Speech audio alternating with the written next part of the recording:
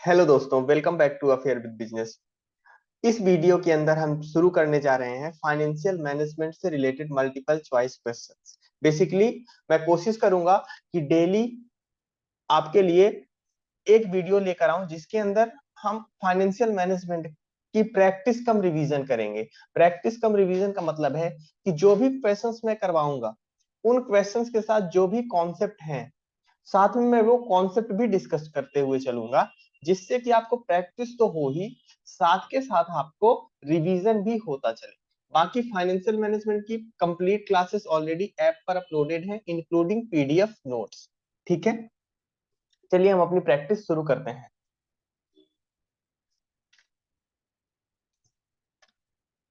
पहला क्वेश्चन है आपका, arrange the following step involve in capital budgeting in order to their occurrence. देखिए, capital budgeting से related questions है। आपके एग्जाम के लिए कैपिटल बजटिंग एक इंपॉर्टेंट टॉपिक है। लगभग हर वो एग्जाम जिसके अंदर फाइनेंशियल मैनेजमेंट है, सब्जेक्ट है, उसमें कैपिटल बजटिंग से रिलेटेड आपका क्वेश्चंस देखने को मिलेगा ही मिलेगा। ठीक है, एक इंपॉर्टेंट टॉपिक। कैपिटल बजटिंग क्या होता है? तो कैपिटल बजटिंग होता है फाइनेंशियल मैनेजमेंट के अंदर जब कोई लॉन्ग टर्म डिसीजन लिया जाता है। कौन सा लॉन्ग टर्म फाइनेंशियल डिसीजन लिया जाता है, उसके अंदर क्या यूज किया जाता है, कौन सी टेक्निक जो use sorry long term decisions को लेने के लिए जो टेक्निक यूज की जाती है उसे हम क्या बोलते हैं? Capital budgeting. Long term project या लॉन्ग टर्म डिसीजन से मतलब है कि जैसे कि कोई कंपनी मान लीजिए सीमेंट की फैक्ट्री डालना चाह रही है, उसके अंदर ह्यूज इन्वेस्टमेंट होगा। और ऐसा तो नहीं है कि सीमेंट की फैक्ट्री डाल करके बस एक साल के लिए डाल दी, आने वाले वो लॉन्ग टर्म के लिए डाल रही होगी। तो वो फैक्ट्री डाले या ना डाले, उस फैक्ट्री में इन्वेस्टमेंट करने के बाद फायदा होगा या नुकसान होगा, ये एनालिसिस किसके अंदर किया जाता है? कैपिटल बजटिंग के अंदर किया जाता है। कैपिटल बजटिंग को ही हम कई बार इन्वेस्टमेंट डिसीजन भी कहते हैं। तो कैपिटल बजटिंग के अंदर कुछ स्टेप इन्वॉल्व होते हैं। वो स्टेप कौन से हैं? जैसे सबसे पहले क्या किया जाता है? प्लानिंग की जाती है। प्लानिंग के बाद क्या किया जाता है? प्लानिंग मतलब ये सोचना कि कौन सा बिजनेस किया जाए। आपके पास 100 करोड़ रुपए है, उस 100 करोड़ को कहाँ इन्वेस्ट किया जाए, ये है प्लानिंग का स्टेप। फिर है इवेल्युएशन। क्या? इवेल्युएशन। अब आपने सोचा होगा एक प्रोजेक्ट, दो प्रोजेक्ट, तीन प्रोजेक्ट, आपने सोचा कि रियल एस्टेट में जाए, रियल एस्टेट का बिजनेस किया जाए, सीमेंट की फैक्ट्री डाला जाए, या कपड़े की फैक्ट्री डाली जाए, या आईटी इंडस्ट्री में जाया जाए, या होटल इंडस्ट्री, टूरिज्म में टूरिज्म का बिजनेस स्टार्ट किया जाए। ऐसा करके आपने इवेल्युएशन किया डिफरेंट प्रोजेक्ट्स का। इवेल्युएशन करने के बाद आप डिसीजन लेंगे और उसमें से कोई एक प्रोजेक्ट क्या करेंगे? सिलेक्ट करेंगे, जिसे हम सिलेक्शन कहते हैं। सिलेक्शन कर लिया आपने कि भाई ठीक है, हमें जो है तो रियल एस्टेट के अंदर जाना है, या हमें मान लीजिए टूरिज्म इंडस्ट्री के अंदर जाना है, आपने सिलेक्ट कर लिया। सिलेक्ट करने के बाद आप क्या करेंगे? इम्प्लीमेंटेशन करेंगे। इम्प्लीमेंटेशन करेंगे मतलब आप काम शुरू कर देंगे। इम्प्लीमेंट कर दिया आपने, बिजनेस आपका चल निकला। इसके बाद उस पर कंट्रोल की जरूरत होगी, और कंट्रोल के बाद रिव्यू की जरूरत होगी। ठीक है, कंट्रोल का मतलब अब आपका बिजनेस चल रहा है तो उसमें वेरियस टाइप के कंट्रोल चाहिए। इंप्लॉयज पर कंट्रोल चाहिए, फाइनेंस पर कंट्रोल चाहिए, सेल्स पर कंट्रोल चाहिए, प्रोडक्शन पर कंट्रोल चाहिए। तो ये हो गया आपका कंट्रोल वाली बात। और देन आप रिव्यू करोगे। रिव्यू का मतलब होता है कि आप देखोगे कि आपने जो बिजनेस स्टार्ट किया था, जो आपने पैसे लगाए थे, इससे फायदा हो रहा है या नहीं हो रहा है। ठीक है, इसको हम रिव्यू कहते हैं। तो ये स्टेप इन्वॉल्व होते हैं कैपिटल बजटिंग के अंदर। अब अपने ऑप्शंस को पढ़ लो और उसको क्रम से अरेंज करना है कैपिटल बजटिंग में। जो सबसे पहले होगा वो फर्स्ट नंबर पर आएगा, देन उसके बाद ऐसा करके करना है। सो पहला आपका project selection, project appraisal, project generation, follow up, project execution. तो सबसे पहला इनमें से देख करके लग रहा है कि पहले नंबर पर तो आपके क्या आने वाला है? Project selection. ठीक है, प्लानिंग और प्लानिंग तो आपका दिया हुआ नहीं है, इवेल्युएशन नहीं दिया हुआ है। तो सबसे पहले क्या आ जाएगा आपका? Project selection. आप एक प्रोजेक्ट सिलेक्ट करोगे। फिर है प्रोजेक्ट अप्रेजल। अप्रेजल का मतलब होता है उसका मूल्यांकन करना और उस प्रोजेक्ट के बारे में सोचना या देखना कि उससे फायदा होगा या नुकसान। फायदा बेसिकली उस पे कितना कॉस्ट आने वाली है, क्या इनकम जनरेट होगी, इन सबको एनालाइज करना ही क्या होता है, अप्रेजल। तो सिलेक्शन के बाद ऑफ कोर्स आप क्या करेंगे, अप्रेजल करेंगे, एनालिसिस करेंगे। इसके बाद क्या होगा, प्रोजेक्ट जनरेशन। जनरेशन का मतलब है, मान लीजिए आप फैक्ट्री का प्लान डिसाइड किए हो, तो फैक्ट्री को बनाना क्या है, प्रोजेक्ट जनरेशन। फॉलो अप और प्रोजेक्ट एग्जीक्यूशन। देखिए जनरेशन के बाद होगा प्रोजेक्ट एग्जीक्यूशन, आप स्टार्ट करोगे। एग्जीक्यूशन को आप ऐसा कह सकते हो, इम्प्लीमेंटेशन कह सकते हो, ठीक है। तो ये आएगा आपका फोर्थ स्टेप पे। और देन क्या होगा आपका, फॉलो अप होगा। फॉलो अप को कह सकते हो आप कंट्रोल और रिव्यू को मिला करके फॉलो अप करना। आपका प्रोजेक्ट चल निकला है, आप उसको आप फॉलो कर रहे हो, देख रहे हो, ठीक है। तो आपका ये सीरियल नंबर बनेगा, first, second, third, fifth and fourth. तो कौन सा है ये सेकंड से स्टार्ट हो रहा है, होगा नहीं। ये थर्ड से हो रहा है, होगा नहीं। फर्स्ट, ये दोनों स्टार्ट हो रहे हैं, सो फर्स्ट के बाद सेकंड आएगा। So D is your correct answer, ठीक है। समझ में आया कुछ कैपिटल बजटिंग के बारे में, ठीक। नेक्स्ट है आपका, in case of project are divisible under capital rationing and appropriate project appraisal method is. अब यहाँ पर एक वर्ड यूज हुआ है, देखो, कैपिटल रेशनिंग। कैपिटल रेशनिंग का मतलब बेसिकली होता है कि मान लीजिए आपके पास दो प्रोजेक्ट हैं और आपके पास जो फंड है वो लिमिटेड होता है। कैपिटल रेशनिंग की समस्या ही तब उत्पन्न होगी, समस्या ही तब आएगी जब आपके पास लिमिटेड सोर्स में कई सारे काम करने हैं। तो मान लीजिए अपन कैपिटल बजटिंग के हिसाब से सोचते हैं, तो आपके पास दो प्रोजेक्ट है, एक है प्रोजेक्ट ए और प्रोजेक्ट बी, और आपके पास 100 करोड़ रुपए है, मात्र 100 करोड़ है। प्रोजेक्ट ए में मान लीजिए लगने वाले हैं 80 करोड़ और प्रोजेक्ट बी में लगने वाले हैं 70 करोड़, ठीक है। अब यहाँ पर है तो 100 करोड़, तो या तो आप प्रोजेक्ट ए में लगा सकते हैं या तो प्रोजेक्ट बी में लगा सकते हैं। तो जब आपके पास लिमिटेड सोर्स हो और लिमिटेड सोर्स से आपको कोई काम करना है, तो वहां पे यूज होता है capital rationing. Basically capital rationing का मतलब है कि कौन सा प्रोजेक्ट फायदेमंद है कि हम उसमें पैसा लगाएं। या मान लीजिए आपके पास तीन प्रोजेक्ट होते और ए प्रोजेक्ट में लगने वाले होते 40 करोड़, बी प्रोजेक्ट में मान लीजिए लगने होते 30 करोड़, ठीक है, और सी में मान लीजिए लगने होते 60 करोड़। अब आप ओवरऑल देख के लग रहा होगा आपको कि इन तीन में से कोई दो प्रोजेक्ट आप कर सकते हो। या तो ये दोनों कर लोगे 70 करोड़ लग जाएंगे, या तो ये दोनों कर लोगे तो आपके 90 करोड़ लग जाएंगे, या तो आप ये दोनों कर लोगे तो 100 करोड़ लग जाएंगे। तो यहाँ पर आपके पास लिमिटेड सोर्स है, 100 करोड़ रुपए ही है, और उसमें से आपको प्रोजेक्ट चुनना है, तो कैपिटल रेशनिंग यूज होगी। बेसिकली रेशनिंग का मतलब, कहते हैं ना कई बार कि रैशनल होके सोचना चाहिए। जैसे कि मान लीजिए आप इश्क में है, प्यार मोहब्बत में है, तो प्यार मोहब्बत में कई बार आदमी रैशनल होके नहीं सोचता है, मतलब बेवकूफी से सोचता है और बेवकूफी से डिसीजन ले लेता है। तो वहां पर कहा जाता है कि आप थोड़ा रैशनली सोचिए, मतलब अपनी तार्किकता, बुद्धि लगा करके सोचिए। तो वही यहाँ पर भी है कि थोड़ा बुद्धि, अपने दिमाग का इस्तेमाल करिए और फिर डिसीजन लीजिए। ये है आपका क्या, कैपिटल रेशनिंग। कहाँ पे काम होती है, जब आपके पास क्या हो, ध्यान रखेंगे, लिमिटेड सोर्स ऑफ फंड हो। लिमिटेड सोर्स ऑफ फंड, पैसा आपका लिमिटेड है। अभी यहीं पर मान लीजिए आपके पास अनलिमिटेड पैसा होता, आपके पास मान लीजिए 500 करोड़ पड़े हुए होते, और ये तीन डिसीजन लेने कि तीन में से कौन से प्रोजेक्ट किए जाए, और तीनों प्रोजेक्ट मान लो प्रॉफिटेबल हैं, तब आप क्या बोलते हैं कि तीनों प्रॉफिटेबल है, लगा दो तीनों में पैसा। तो वहां पर कैपिटल रेशनिंग की जरूरत नहीं पड़ी, आपको सोचना ही नहीं पड़ा ना, क्योंकि आपके पास लिमिटेड सोर्स नहीं है, पर्याप्त पैसा है, तीनों प्रोजेक्ट प्रॉफिटेबल है, तो सोचना नहीं है, लगा दो। तो कैपिटल रेशनिंग कहां पर आता है, जहां पर लिमिटेड सोर्स ऑफ फंड होते हैं। इतनी बात क्लियर हुई। चलो, अब बात आती है कि कौन सी मेथड कैपिटल रेशनिंग के केस में सबसे बेहतर मानी जाती है। तो कैपिटल रेशनिंग के केस में प्रॉफिटेबिलिटी इंडेक्स मेथड सबसे अच्छी मानी जाती है। क्यों प्रॉफिटेबिलिटी इंडेक्स अच्छी मानी जाती है, क्योंकि प्रॉफिटेबिलिटी इंडेक्स बेसिकली, देखो, इसका फॉर्मूला क्या होता है, पीआई मेथड का। ये सारी मेथड क्या है, NPV, profitability index, internal rate of return, payback period, ये सारी कैपिटल बजटिंग की टेक्निक्स हैं, है ना। अगर याद हो आपको तो कैपिटल बजटिंग के अंदर हम कई मेथड्स पढ़ते हैं। जैसे अगर मेथड्स को मैं थोड़ा सा याद दिला दूं, क्योंकि मैं यहाँ पर केवल क्वेश्चन नहीं करा रहा हूँ, रिवीजन भी थोड़ा सा, मैं कॉन्सेप्ट भी रिवाइज करा रहा हूँ, इसलिए थोड़ा स्लो चलूंगा। तो देखो, कैपिटल बस्टिंग के अंदर आपने दो तरह की मेथड्स पहले देखी थी, एक ट्रेडिशनल एक नॉन ट्रेडिशनल या मॉडर्न। ट्रेडिशनल के अंदर बेसिकली आप टाइम वैल्यू ऑफ मनी को कंसीडर नहीं करते थे, जिसमें दो मेथड्स आती थी, एक पे बैक पीरियड और एक एवरेज रेट ऑफ रिटर्न या अकाउंटिंग रेट ऑफ रिटर्न। फिर दूसरी मेथड थी जो मॉडर्न मेथड थी, जिसके अंदर आप टाइम वैल्यू ऑफ मनी को कंसीडर करते थे, जिसमें से net present value method, internal rate of return method, profitability index या सॉरी प्रॉफिटेबिलिटी इंडेक्स और modified internal rate of return, इस टाइप की मेथड्स आती थी।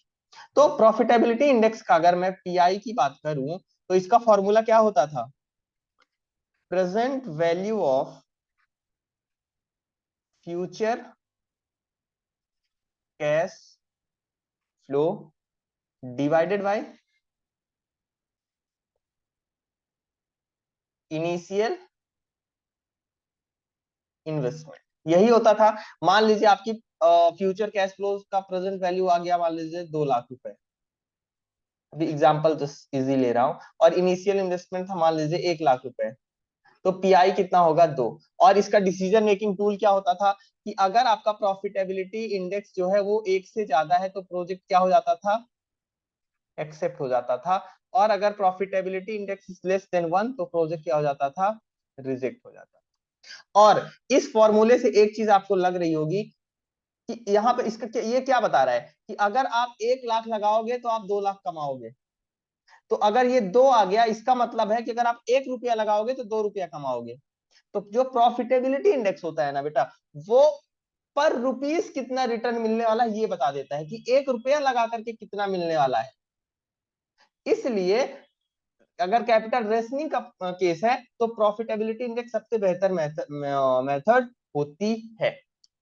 एनपीवी क्यों मेथड अच्छी नहीं होती, क्योंकि एनपीवी में मान लीजिए कि अगर एनपीवी के अंदर अगर मान लीजिए दो प्रोजेक्ट की यूजफुल लाइफ अलग अलग है, तो एनपीवी जो है ना एग्जैक्ट आंसर नहीं दे पाती है। हो सकता है कि अगर यूजफुल लाइफ अलग अलग हो या दोनों की कॉस्ट अलग अलग हो, दोनों का प्रोजेक्ट इनफ्लो भी अलग अलग होगा, तो उस केस में हो सकता है किसी प्रोजेक्ट की एनपीवी ज्यादा हो, बट किसी और फैक्टर की वजह से उस प्रोजेक्ट का रिस्क ज्यादा हो सकता है। तो एनपीवी सेम केस आपके इंटरनल रेट ऑफ रिटर्न के केस में भी होता है कि ये एक तो रेट, दूसरा कैश का इनफ्लो किस पीरियड में कितना है उससे भी इफेक्ट होता है। बट प्रॉफिटेबिलिटी इंडेक्स सिंपली बता देता है कि 1 रुपया लगाओगे कितना कमाओगे, किस प्रोजेक्ट में आप 1 रुपया डालोगे तो उससे आपको कितना रिटर्न आएगा, तो पर रुपीस रिटर्न बता देता है। इसलिए प्रॉफिटेबिलिटी इंडेक्स एक अच्छी मेथड मानी जाती है कैपिटल रिस्क। तो आपका सही आंसर इसका क्या हो जाएगा, बी। याद रहेगा, कैपिटल रेशनिंग का केस है तो कौन सी मेथड सबसे अच्छे रिजल्ट देगी, पीआई मेथड देगी। ठीक है, तो मैंने इस क्वेश्चन के अंदर देखो आपको कैपिटल रेशनिंग भी बता दिया है, और साथ में कैपिटल बजटिंग की क्या टेक्निक्स होती है ये भी बता दिया, और प्रॉफिटेबिलिटी इंडेक्स भी बता दिया। ठीक है, चलिए नेक्स्ट क्वेश्चन है आपका, a company is considering investing in a 4-year project that require an initial outlay of rupees 25 lakhs। ठीक है, एक 4 साल का प्रोजेक्ट है जिसका इनिशियल इन्वेस्टमेंट कितना है, 25 lakhs है।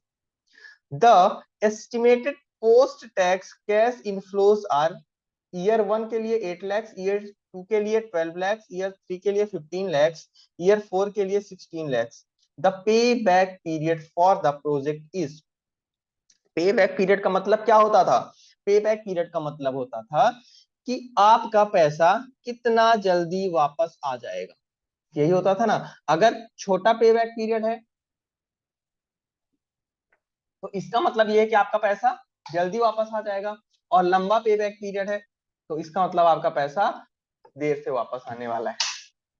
तो प्रॉफिटेबिलिटी इंडेक्स में डिसीजन कैसे लिए जाते थे, जितना कम होगा आपका, सॉरी सॉरी सॉरी, मैं शायद प्रॉफिटेबिलिटी इंडेक्स बोल गया, सॉरी। पे बैक पीरियड में डिसीजन कैसे लोगे, जितना कम पे बैक पीरियड होगा रिस्क उतना कम होगा। इतना क्लियर है। अब कैसे निकालते हैं तो देख लो, आपका इनिशियल इन्वेस्टमेंट कितना था, 25 lakhs है ना, 25 लाख की वसूली करना है, और कैसे कैसे पैसा वापस आ रहा है तो देखते हैं। ईयर 1 पे कितना आ रहा है, ईयर 1, 2, 3 और क्या है 4। 1 पे कितना आ रहा है, 8 lakhs, ये आ गया ना ईयर 1 पे। ईयर 2 पे आ रहा है 12 lakhs, तो ये कितना हो गया, यहाँ पे तो 8 लाख हुआ, यहाँ पे हो गया आपका 20 lakhs। फिर ईयर 3 पे कितना है 15 lakhs। यहां तक आपका 2 साल के अंदर 20 लाख आ गए हैं। अब और कितना चाहिए आपको, 5 लाख और चाहिए, इतना क्लियर है। तो एक तो आपको ये समझ में आ गया कि 2 साल तो पूरे के पूरे लगने वाले हैं, और 2 साल कुछ महीने लगेंगे, इतना क्लियर हुआ। क्योंकि 2 साल में 20 लाख आ गए, अब आपको 5 लाख और चाहिए 25 लाख वसूलने के लिए। तो 2 साल के अंदर 20 आ गए, मतलब 2 साल तो कंफर्म है, चलो 2 साल लगेंगे, प्लस कुछ महीने लगेंगे, कितने महीने लगेंगे देख लेते हैं। थर्ड ईयर में 15 lakhs आ रहे हैं, बट क्या आपको 15 lakhs की जरूरत है? नहीं, हमें तो 5 लाख की जरूरत है। तो कैसे निकालेंगे, तो देखो, आपको 5 लाख चाहिए थे, है ना, और पूरे साल में सॉरी, एक साल के अंदर तीसरे साल में, पूरे साल में कितने आए, 15 लाख। तो आपको अगर पूरे साल के अंदर कितने आ रहे हैं 15 लाख, तो 5 लाख लाने के लिए कितना टाइम लगेगा, तो ये लगेगा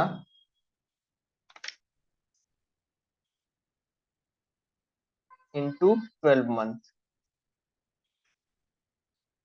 ये लगेगा आपका 5/15 इंटू 12, 4 मंथ, है ना। भाई पूरे साल में आप 15 लाख कमाओगे, तो 5 लाख कितने महीने में कमा लोगे, 4 महीने में ही कमा लोगे, ठीक है ना। ये आपका फॉर्मूला भी आप इसको याद कर सकते हो, amount required divided by total income into month.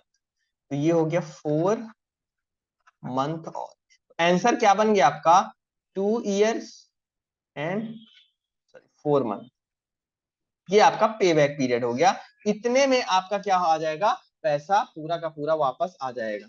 यहां तक ये फ्रैक्शन में आप बोल सकते हो 2.33 मंथ। क्लियर है, तो आपका सही आंसर देख लो कौन सा होगा, ये ही आपका करेक्ट आंसर हो जाएगा। ये आपका सही आंसर है, 2 साल 4 महीने। ठीक है, नेक्स्ट क्वेश्चन है आपका, dash is a percentage discount rate used in capital investment appraisal which bring the cost of project and its future cash inflows into equality। कहने का मतलब है कि वो कौन सी रेट होती है जिसमें जिसमें कि आपका जो इनिशियल इन्वेस्टमेंट होता है,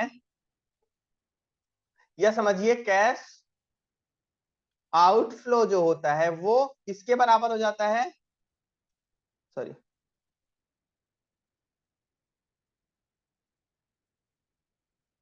मतलब present value of cash outflow equal to present value of cash inflow, जिसे हम अदर लैंग्वेज में ये कह सकते थे कि वो कौन सा रेट है जिस पर एनपीवी 0 हो जाता है। तो वो कौन सा रेट था, सबको पता है, internal rate of return. IRR वो रेट होता है जिसपे अगर आप फ्यूचर कैश इनफ्लोज को डिस्काउंट करोगे, तो उनकी value exact present value of cash outflow के बराबर हो जाएगी, या और साधारण समझाऊं तो आपका इनिशियल इन्वेस्टमेंट के बराबर हो जाएगी, और आपका एनपीवी 0 हो जाएगा। कौन सा रेट है, internal rate of return, IRR. Clear है, सो आपका सही आंसर क्या हो जाएगा, B, internal rate of return.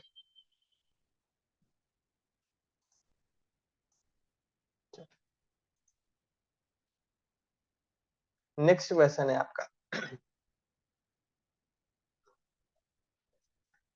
If a project cost is ₹40,000, it's stream of earning before depreciation, ध्यान रखना इन वर्ड्स पर, बिफोर डेप्रिसिएशन एंड टैक्स, मतलब डेप्रिसिएशन और टैक्स के पहले, मतलब आप कह सकते हो प्रॉफिट बिफोर टैक्स, पीबीटी की बात हो रही है, ठीक है। During first year through 5 years, 1 साल से 5 साल तक, is expected to be ₹10,000, ₹12,000, ₹14,000, ₹16,000, ₹20,000। Assume a 50% tax rate and depreciation on straight line basis. Project ARR. ARR means annual rate of return, या अकाउंटिंग रेट ऑफ रिटर्न, या average rate of return. क्या होता है formula ARR का, ARR equal to होता है average income या average profit divided by investment, और कई जगह इसको एवरेज इन्वेस्टमेंट भी दिया रहता है। ठीक है, तो कंफ्यूज नहीं होंगे, माइनस नहीं है। ठीक है, इन्वेस्टमेंट, हमें इन्वेस्टमेंट तो दिया हुआ है कि 40 लाख का है, सॉरी 40,000 का है, तो नीचे तो 40,000 आएगा। हमें निकालना है एवरेज इनकम। तो हर साल में ये कितना कमा रहा है, प्रॉफिट बिफोर टैक्स कितना कमाया जा रहा है, दिया हुआ है। तो इसमें से हम क्या क्या माइनस कर देंगे भाई, डेप्रिसिएशन माइनस कर देंगे और टैक्स माइनस कर देंगे। ठीक है ना, तो देखो एक चीज और देख लो, आप देखो, या तो आप हर साल का अलग अलग माइनस करो, 10,000 में से पहले डेप्रिसिएशन घटाओ, फिर उसमें से टैक्स घटाओ, तो आपका प्रॉफिट आफ्टर टैक्स आएगा। ऐसे ही सेकंड ईयर के लिए, third year and fourth year. लेकिन एक चीज देखो, टैक्स का रेट भी हर सालों में 50% है, और ये 40,000 है, और स्ट्रेट लाइन से डेप्रिसिएशन लगाना है, 5 साल में लगाना है, तो हर साल में कितना होगा, 8,000 पर एनम। तो जब हर साल इक्वल इक्वल है, तो आप एक साथ भी तो कर सकते हो ना। तो देखो कैसे करेंगे,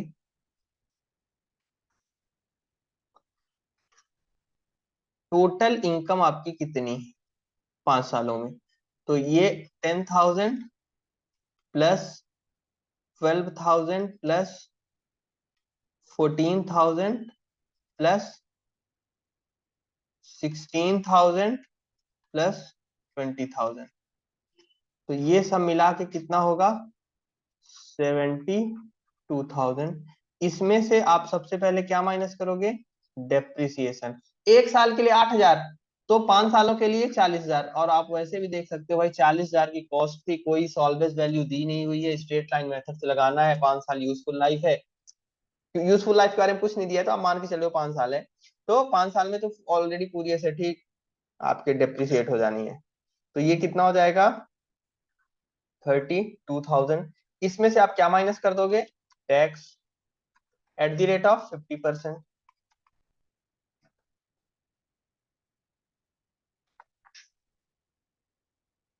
तो आपका ये 50% कितना हो जाएगा,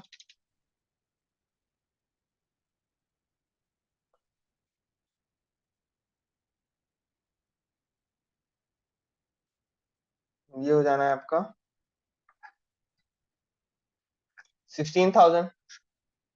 तो आपके पास प्रॉफिट आफ्टर टैक्स कितना बचा,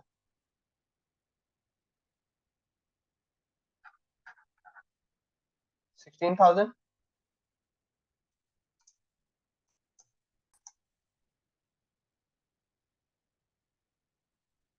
आपका प्रॉफिट आफ्टर टैक्स कितना आ गया, 16,000।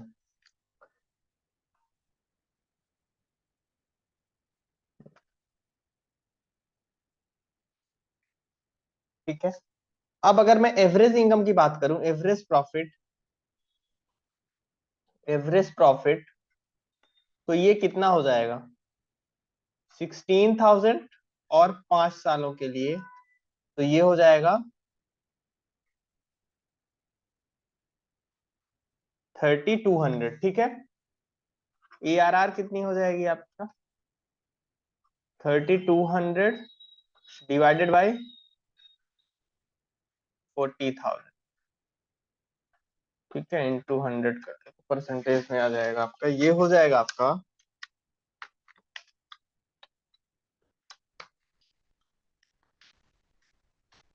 8%। कितना आ गया आपका एनुअल रेट ऑफ रिटर्न, 8% आ गया। ठीक है, तो आपका सही आंसर क्या हो जाएगा, 8% दिया ही नहीं है, इसको कट कर लो भाई एक को, और ये आपका 8%। ठीक है, ये 8% आपका सही आंसर होगा।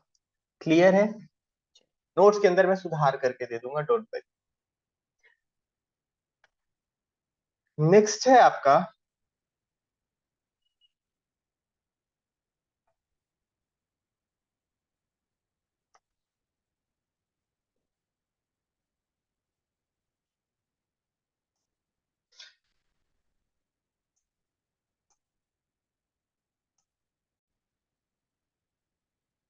Given initial investment of ₹50,000,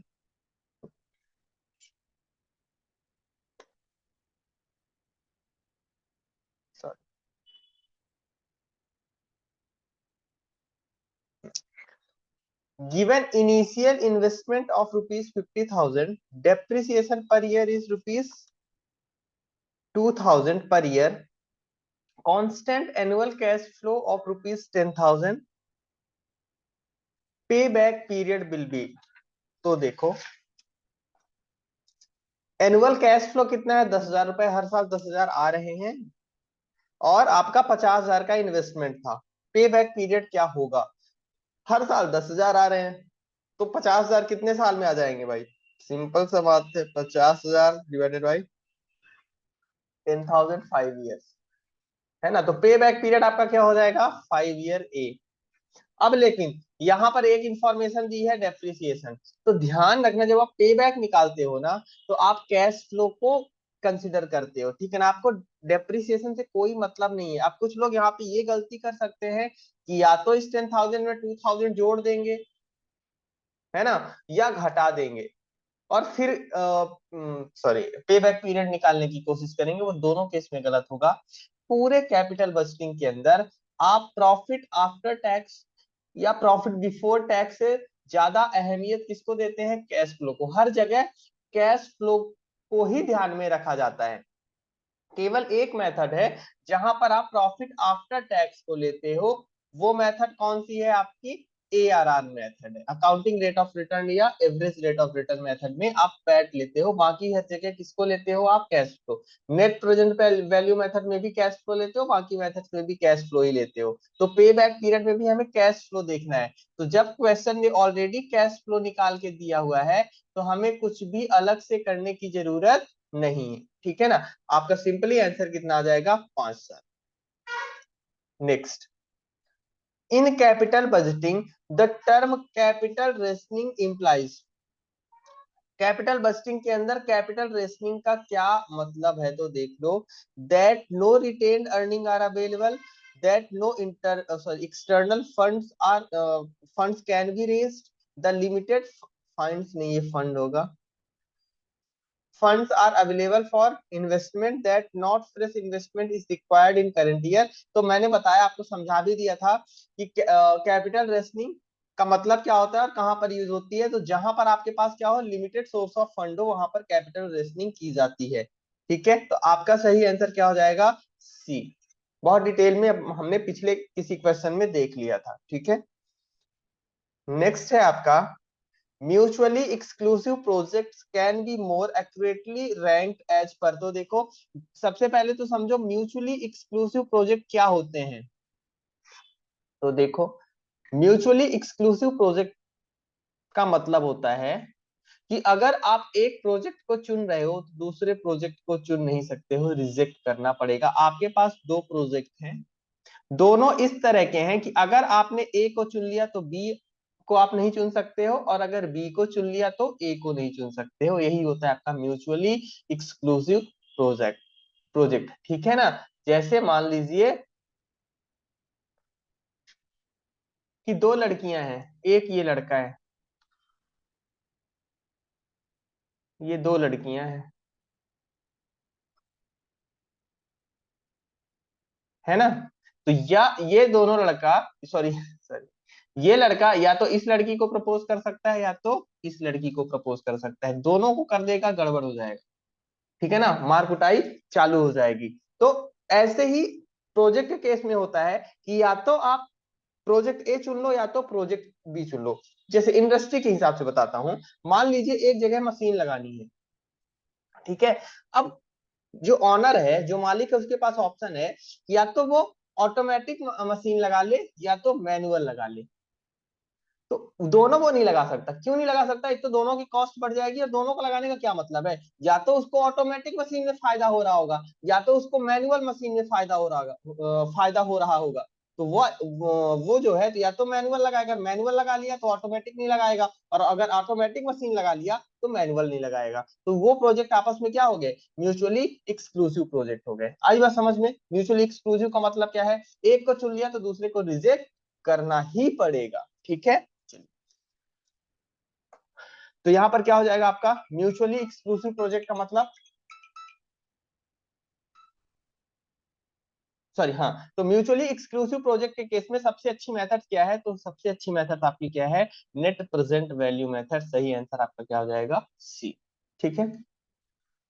next है आपका, with project cost of rupees 200 lakhs, profit after depreciation SLM method से एंड टैक्स, ठीक है। So profit after depreciation and tax, ठीक है, for its life time of 5 years are estimated at rupees 10 lakhs, 20 lakhs, 20 lakhs, 30 lakhs, 40 lakhs respectively, ठीक है। इतना इतना profit है आफ्टर डेप्रिसिएशन एंड टैक्स।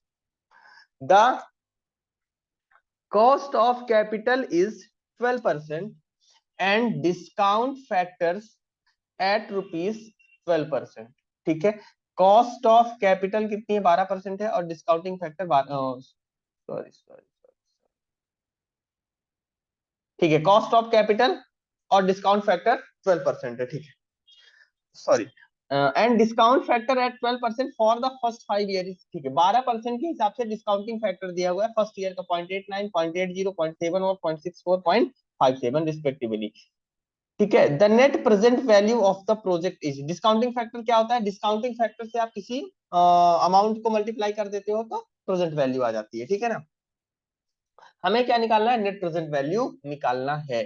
तो देखो यहाँ पर आपका कैपिटल बस्टिंग का काफी इंपॉर्टेंट कॉन्सेप्ट डिस्कस हो जाएगा। एक तो आप एनपीवी निकालना सीख जाओगे, दूसरा कैश फ्लो कैसे निकालते हैं ये भी निकालना सीख जाओगे। यहाँ पर देखो आपको प्रॉफिट दिया हुआ है बट कैश फ्लो नहीं दिया हुआ है, और आपको कैपिटल बस्टिंग के अंदर जब एनपीवी मेथड यूज करते हो तो कैश फ्लो चाहिए, ठीक है। पहले भी बताया कि ARR मेथड के अलावा बाकी सारी मेथड में कैश फ्लो चाहिए होता है। तो चलो निकाल लेते हैं।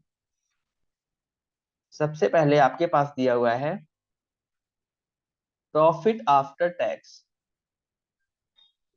10 ईयर 1 है आपका, ईयर 1, 2, 3, 4 और 5, 10 lakhs, 20 lakhs, 20 lakhs, 30 lakhs and 40 lakhs,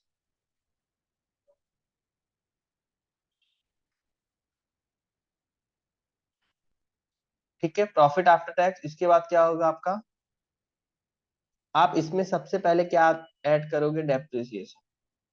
depreciation कितना होगा आपका, 200 लाख का प्रोजेक्ट था, 5 साल यूजफुल लाइफ है, हर साल का कितना हो जाएगा, 40 लाख, 40 लाख, 40 लाख और 40, ठीक है। अब प्रॉफिट आफ्टर टैक्स में अगर आप डेप्रिसिएशन ऐड कर दोगे तो आपका क्या आ जाएगा, कैश फ्लो आ जाएगा। ऐड कर दो, ये कितना हो जाएगी, दोनों ऐड होके 50 lakhs, 60 lakhs, 60, 70 और 80। प्रेजेंट वैल्यू फैक्टर,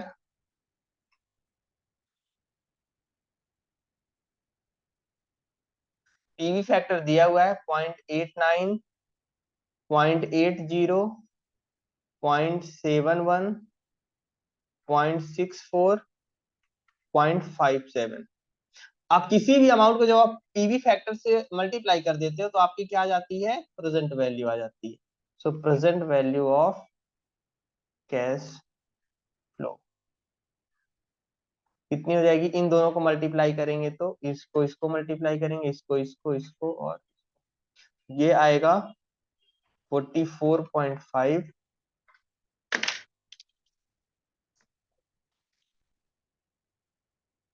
48, ये आएगा 42.60, 44.80 और 45.60, ठीक है। इन सब का टोटल कर लो, ये होगा 225.5, ठीक है। आपको क्या निकालना था, NPV, net present value. NPV बराबर क्या होता है,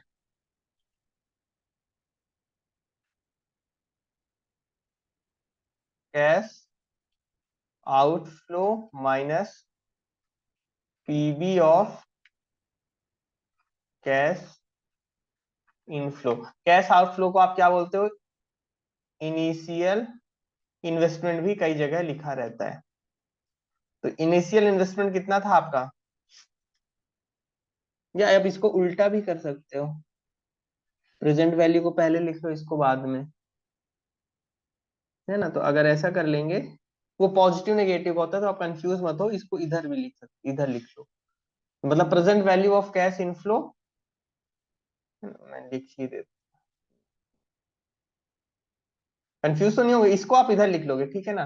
तो आपका जब present value of cash inflow कितना है, 225.50 माइनस 200, तो आपका एनपीवी कितना आ गया, 25.50। आप इसको नहीं लिखते तो भी वैसे ही आना था, और वहां पे थोड़ी सी आपको अंडरस्टैंडिंग आनी चाहिए थी, क्योंकि माइनस में आता है, और माइनस में आता है तो आप कंफ्यूज हो जाते कि नेगेटिव एनपीवी है। नेगेटिव इसलिए होती है क्योंकि present value of cash inflow पहले लिखा रहता है, ठीक है ना, सो कंफ्यूज मत हो। तो आपकी नेट प्रेजेंट वैल्यू कितनी आ गई, 25.50। तो सही आंसर आपका क्या है, सी। आई बात समझ में। चलिए, नेक्स्ट है आपका, which of the following is falls in context of sensitivity analysis. Sensitivity analysis का मतलब सेंसिटिव सॉरी कैपिटल बजटिंग के अंदर सेंसिटिविटी एनालिसिस का मतलब होता है कि अगर किसी एक फैक्टर में चेंज किया जाए, जैसे अगर हम एनपीवी निकाल रहे हैं, मान लीजिए नेट प्रेजेंट वैल्यू निकाल रहे हैं, और उस पर हम सेंसिटिविटी एनालिसिस करेंगे, तो इसका मतलब होगा कि अगर हम एक फैक्टर को चेंज करें, कोई एक चीज चेंज करें, तो एनपीवी में कितना चेंज होगा, यही हमारा क्या होता है, सेंसिटिविटी एनालिसिस। ठीक है, तो इससे रिलेटेड देख लो कौन सा सेंटेंस आपका गलत है। Also known as what if analysis. What if का मतलब होता है कि अगर ये 10% होता तो क्या होता, अगर ये 5% होता तो क्या होता, तो ये बिल्कुल सही है। व्हाट इफ एनालिसिस भी हम कहते हैं इसको। Technique is based on input variable. बिल्कुल, आप जो इनपुट वेरिएबल होते हैं उनको बदल बदल करके देखते हो कि उसके कारण आपके प्रोजेक्ट पर क्या फर्क आ रहा है। Use in forecasting based on historical true data. बिल्कुल, पिछले डेटा के बेसिस पर ही आगे आप इनपुट वेरिएबल्स तय करते हो। Both input and target variables are independent. नहीं, आपका यही जो है पॉइंट जो है वो गलत है। सही आंसर क्या हो जाएगा, डी। क्यों, अगर आपका इनपुट मतलब आप जो वैल्यू चेंज कर रहे हो, और जो वैल्यू टारगेट वेरिएबल का मतलब होता है जो वैल्यू आएगी इनपुट को चेंज करने से, जो आउटपुट आने वाला है, वो दोनों बोल रहे हैं कि इंडिपेंडेंट है। कहने का मतलब है कि मान लो एनपीवी पे चेंज हम देख रहे हैं, तो अगर हम रेट ऑफ इंटरेस्ट चेंज करते हैं तो एनपीवी पे चेंज होगा। और अगर ऐसा कोई फिगर लेते हैं जो दोनों आपस में इंडिपेंडेंट है, एनपीवी का कोई लेना देना ही नहीं है अगर रेट ऑफ इंटरेस्ट या डिस्काउंटेड रेट से, तो कोई, अगर आप इस पर इंडिपेंडेंट है मतलब दोनों को आपस में कोई लेना देना नहीं है, तो अगर आप इनपुट वेरिएबल को चेंज भी करोगे, तो अगर वो आपस में कोरिलेटेड नहीं है तो आउटपुट पर कोई चेंज नहीं आएगा। तो अगर आउटपुट बदलेगा ही नहीं तो सेंसिटिविटी काहे की, है ना। तो इसलिए सेंसिटिविटी एनालिसिस के लिए दोनों आपस में डिपेंडेंट होने चाहिए, इंडिपेंडेंट नहीं। तो ये आपका डी हो गया, सही है। फिर है, dash method give favourable decision to the project where cash inflows are high in the earlier years. कहने का मतलब है कि अगर शुरू के सालों में कैश इनफ्लो ज्यादा है तो कौन सी मेथड फेवरेबल डिसीजन देगी, तो आईआरआर देगी। ठीक है, क्योंकि देखो जैसे जैसे एक क्वेश्चन पीछे जो क्वेश्चन था आपका, 12% आपका डिस्काउंटेड रेट था, तो फर्स्ट ईयर में कितना आ रहा था, 0.89, फिर क्या था 0.8, फिर 0.7 समथिंग था ना। तो डिस्काउंटिंग क्या होता है, नीचे घटती जाती है। अगर शुरू में अमाउंट ज्यादा होगा तो शुरू में कम अमाउंट से मल्टीप्लाई करना पड़ेगा, सॉरी, बड़े अमाउंट से डिस्काउंटिंग फैक्टर बड़ा होगा तो कम डिस्काउंटिंग कर पाएगा। नीचे मान लो 1,000 यहाँ पे कैश फ्लो है और 1,000 यहाँ पर भी है, अगर 1,000 को 0.89 से मल्टीप्लाई करोगे तो 890 आएंगे, 0.7 से मल्टीप्लाई कर दोगे तो कितना आ जाएगा, 700 आ जाएगा। तो मतलब शुरू में अमाउंट अगर आपका ज्यादा होगा तो उसकी वैल्यू कम गिरेगी, और कम गिरेगी अगर, है ना, तो आपका जो है, आपके लिए ये क्या होगा, बेहतर होगा। ठीक है, तो इसलिए कहते हैं कि आईआरआर टेक्निक जो है ना, आईआरआर मेथड से अगर आपका शुरू में कैश इनफ्लो ज्यादा है तो वो आपका ज्यादा फेवरेबल डिसीजन देगा। ठीक है ना।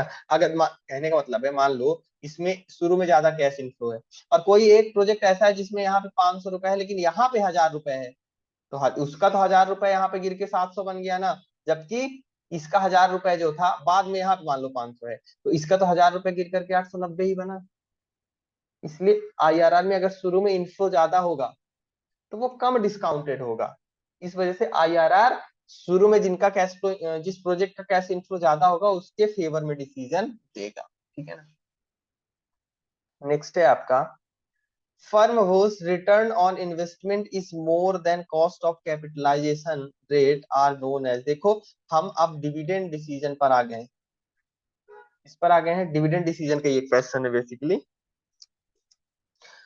और ये ग्रोथ डिक्लाइनिंग फर्म से रिलेटेड है। तो देखो ग्रोथ और डिक्लाइनिंग फर्म क्या होता है समझो। रेट ऑफ रिटर्न का मतलब होता है जो फर्म कमा रही है, कमा रही है। कहने का मतलब है अगर रेट ऑफ रिटर्न 10% है, मतलब हम कह सकते हैं कि पैसा जो फर्म के अंदर लगाया गया है उस पर फर्म कितना कमा रही है, 10%। और कॉस्ट ऑफ कैपिटलाइजेशन का मतलब होता है कि जो लोग चाह रहे हैं, जो लोग कमाना चाह रहे हैं, कमाना चाह रहे हैं। तो मान लो आप सॉरी, कॉस्ट ऑफ कैपिटलाइजेशन है मान लीजिए 8%।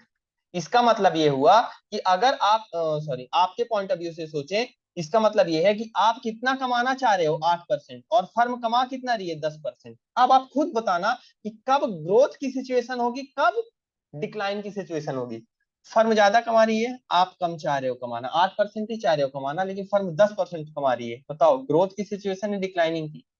ग्रोथ की हुई ना, फर्म ज्यादा कमा रही है, तो ये सिचुएशन कौन सी हो गई, ग्रोथ की। इसी के अपोजिट होता कि फर्म मान लीजिए 7% कमा रही होती और आप 12% कमाना चाह रहे हो, तो आप 12 कमाना चाह रहे हो, फर्म 7% ही कमा रही है, तो डिक्लाइनिंग सिचुएशन आ गई, है ना। समझ गए।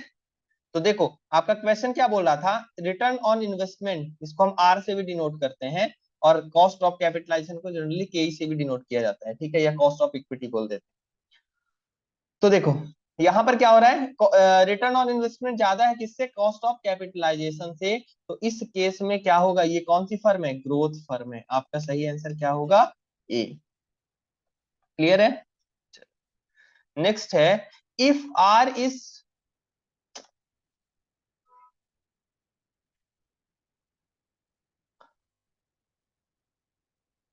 If R is greater than K E, the optimum dividend payout ratio is is.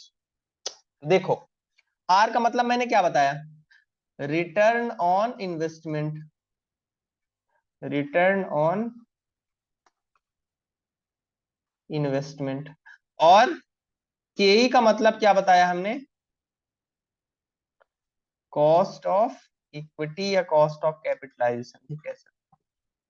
मतलब कि आर जो है, जो फर्म कमा रही है वो ज्यादा है, तो ज्यादा का मतलब अगर नंबर्स मिले मान लो 10% है, और के जो आप चाह रहे हो कमाना वो मान लीजिए 8% है। तो फर्म अगर ज्यादा कमा रही है और आपका तो बस 10% से संतोष है आपको, बट फर्म ज्यादा कमा रही है, तो आप क्या सोचोगे, यार ठीक है यार डिविडेंड क्या लेना, फर्म में ही पैसा पड़ा रहने दो, है ना। आप क्या सोचोगे, यही होगा ना, कि अगर फर्म आपकी सोच से बेहतर कर रही है तो आप सोचोगे फिर डिविडेंड किस बात का, ठीक है फर्म में ही पैसा लगा रहने दो। मतलब आप क्या है, डिविडेंड आपको नहीं चाहिए, तो यहाँ पर ऑप्टिमम पे आउट क्या होगा डिविडेंड का, 0। आपको डिविडेंड नहीं चाहिए, है ना। तो अगर आर ज्यादा है किससे, के से, तो optimum dividend payout ratio ratio क्या होगा, 0। और इसका अपोजिट एग्जांपल लेते हैं, ये होता मान लो 12% और आप चाह रहे होते 15% कमाना, तो अब आपकी सोच क्या होती, यहां पर क्या हो गया, कौन सी सिचुएशन बन गई, are is less than K ई।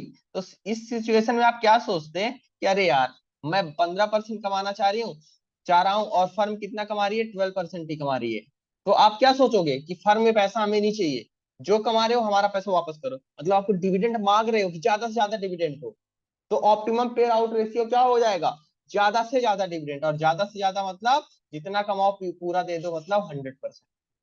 तो बात क्लियर हुई, are is less than K E, zero dividend payout ratio is is optimum dividend payout ratio ratio, और इसका अपोजिट अगर are is less than K ई तो 100% dividend payout ratio is is the optimum dividend payout ratio ratio. Clear है? Next है आपका, with the help of Walter model, with with the help of Walter model find the value of equity share। Walter model की मदद से equity share का मूल्य ज्ञात कीजिए। तो वॉल्टर मॉडल का फॉर्मूला क्या था? वॉल्टर मॉडल का फॉर्मूला था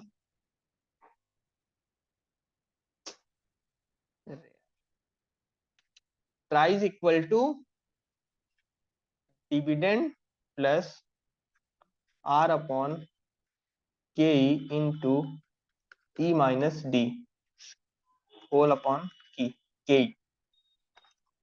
अब यहां पर देखो एक चीज, आर 12% है, के 8% है, ई अर्निंग कितनी है? ₹10 है, रिटेंशन रेशियो 80% है। अब एक चीज है, एक कॉन्सेप्ट यहाँ पर और ध्यान दीजिएगा, रिटेंशन रेशियो 80% है तो आपका डिविडेंड पे आउट रेशियो कितना हो जाएगा? ये होता है 1 माइनस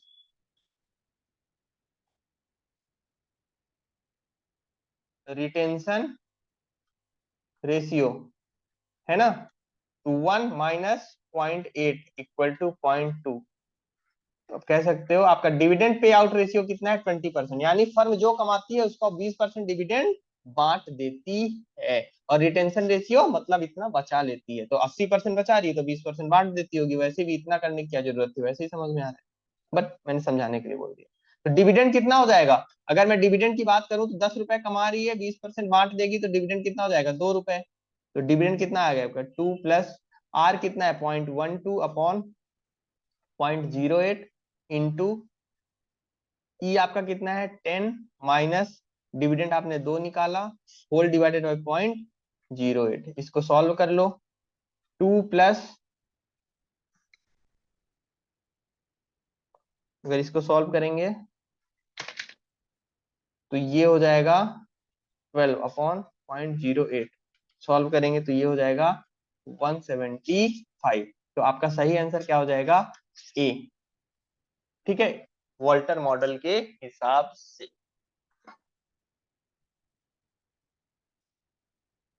नेक्स्ट है आपका, an Indian company have 3 lakh shares and announce 20% dividend which translate into yield of 10%। ठीक है, the face value of shares, the face value of shares is ₹10। if payout is 40%, compute dividend and market price per share। चलिए देख लेते हैं। 3 lakh shares हैं, 20% का dividend दे रही है कंपनी, डिविडेंड यील्ड है 10%, फेस वैल्यू 10 है।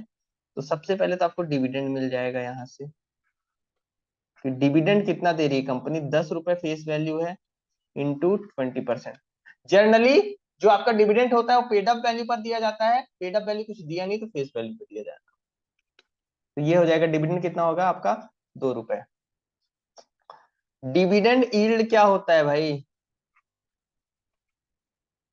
Dividend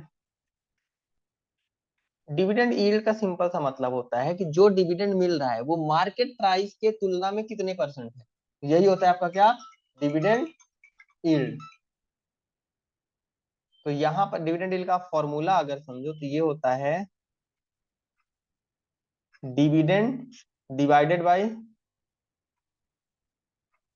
market price. ठीक है, इंटू आप 100 करना चाहो कर, ये होता है फॉर्मूला। डिविडेंड यील्ड कितना दिया हुआ है आपके पास? 10%।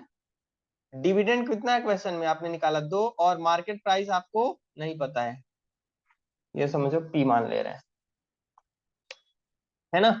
तो ये हो जाएगा आपका P इक्वल टू क्या हो जाएगा? 2/10%। सॉल्व कर लो तो ये कितना हो जाना है? 20। तो आपका मार्केट प्राइस कितना हो जाएगा शेयर का? 20। सही आंसर आपका बी। ठीक है। नेक्स्ट है आपका विच वन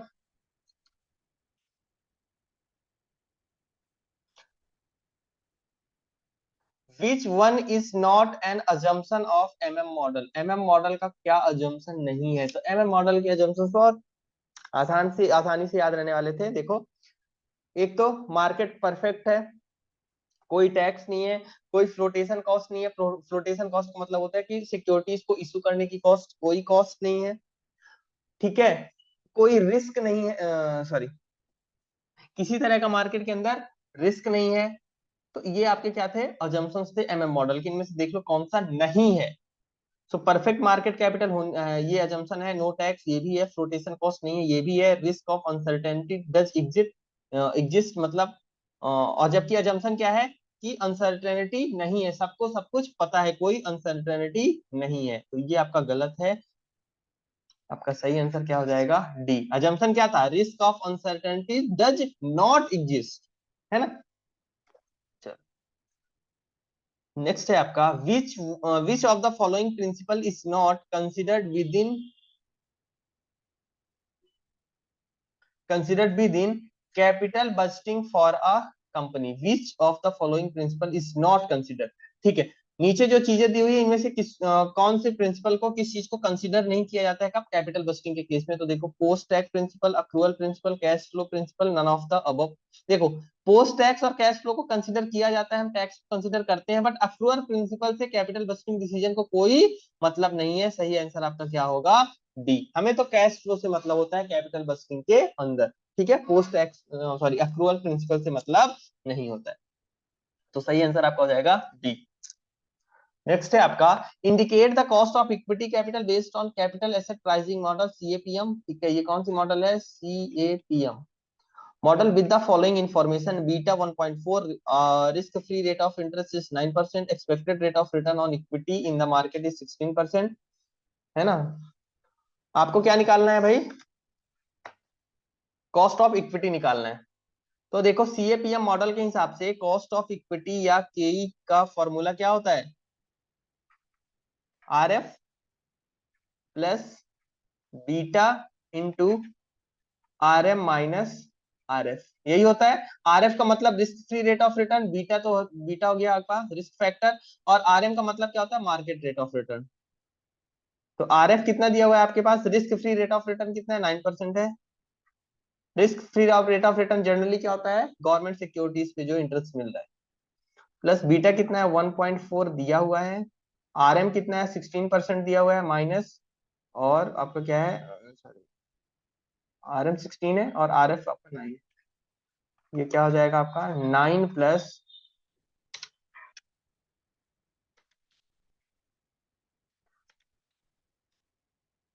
9.8, तो ये हो जाएगा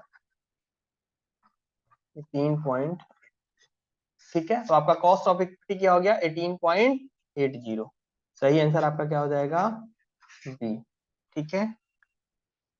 नेक्स्ट है आपका डैश इज अ प्रोजेक्ट वो cash flows are not affected by the acceptance और रिजेक्शन ऑफ अदर प्रोजेक्ट। तो देखो, risk free project, low cost project, independent या नन ऑफ द अबव। तो म्यूचुअली एक्सक्लूसिव प्रोजेक्ट वो थे जिसमें एक एक्सेप्ट कर लो तो दूसरे को रिजेक्ट करना पड़ेगा, और दूसरे होते हैं इंडिपेंडेंट प्रोजेक्ट जिसमें एक को एक्सेप्ट करने से दूसरे को कोई मतलब नहीं होता है। सही आंसर आपका क्या होगा? सी, इंडिपेंडेंट प्रोजेक्ट। ठीक है। नेक्स्ट है आपका which of the following is true for a project with a shorter payback period. जिसका शॉर्टर पेबैक पीरियड है, तो नीचे जो चीजें लिखी उसमें से कौन सा ट्रू है? The project will have more NPV payback period. NPV का कोई मतलब नहीं है, सो एनपीवी का कोई मतलब नहीं।